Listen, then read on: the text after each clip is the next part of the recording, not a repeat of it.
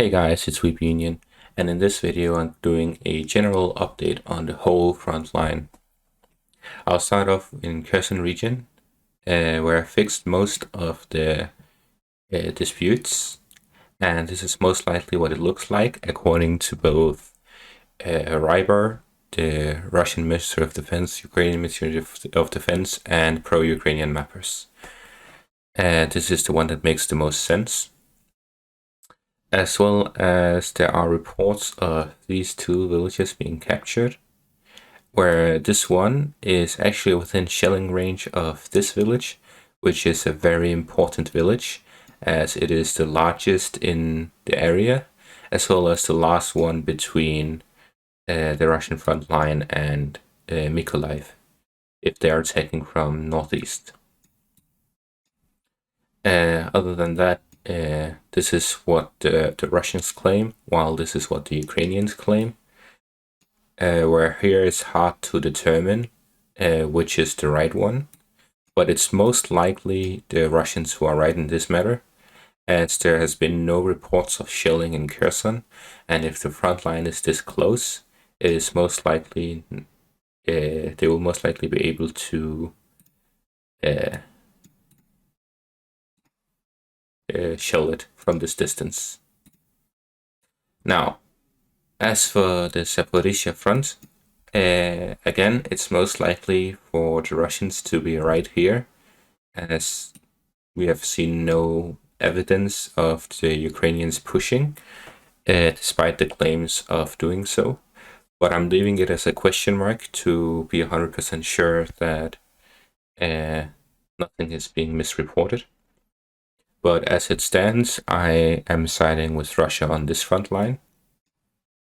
This one, I would be leaning more towards Ukraine, as they have been announcing a counterattack in this area, and with how much they're being pushed back in the Donbas region, it makes sense for them to make gains elsewhere.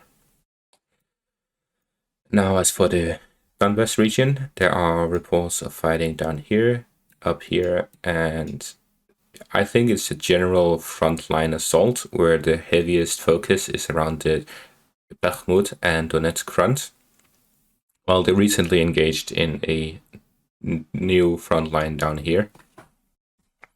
I think their focus is to confuse the Ukrainians on where to send their reinforcements, and maybe even split them up so they have a difficult time stopping any of them. If the Ukrainians decide to focus on one of these areas, the two other will gain ground. If they decide to focus on two, the last one will gain ground. And the most the Ukrainians can do is hold the line. My prediction as to what the Ukrainians would do and what's the best for them to do is to send more troops up to Bakhmut to defend the line here, as that is the one that has taken the most hits, and also reinforce the defensive line around Siversk. If they keep fighting for this area, there's no reason for them to, as they can set up a new defensive line up here by this river, as well as at this village chain here. Of course, it's a danger to their supply lines, but if they focus on doing that, then they can defend this area, which is the most fortified defensive position they have right now, as this defensive line has been attacked a lot since the war began, with all the artillery shells that the Russians have sent, which leaves it less desirable to defend, as well as more dangerous to defend. As this is a war of attrition, the goal is to cut off supplies and do as much damage as possible. This is why we have seen this incursion up here by the Ukrainians, where they try to attack Izium from this line here. However, with the recent Russian progression up here, it threatens the Ukrainian offensive here, which leaves the Russians with the upper hand in this area, as they're able to cut off the Ukrainian attack and further fortify their claim on Izium. and the importance of it being a supply hub and military base for the Russian forces in this area. Most likely, we will soon see an attack against Berevinkov, as with the recent breakthrough in the Donetsk region, it leaves this as the final supply line and the main supply line, as it has railway going through all the way to Sloviansk and Kramatorsk, which then further supplies Bakhmut and the front line here. The second supply line is around Pokrovsk, where trucks are sent all the way to the front line.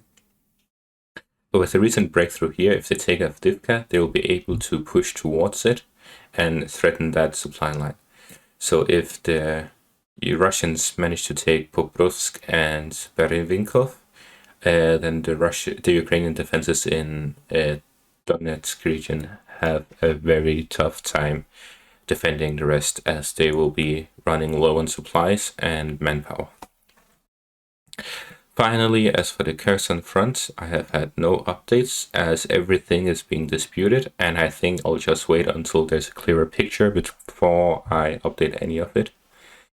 That's it for this video. Thanks for watching and have a great day. Hope you enjoyed.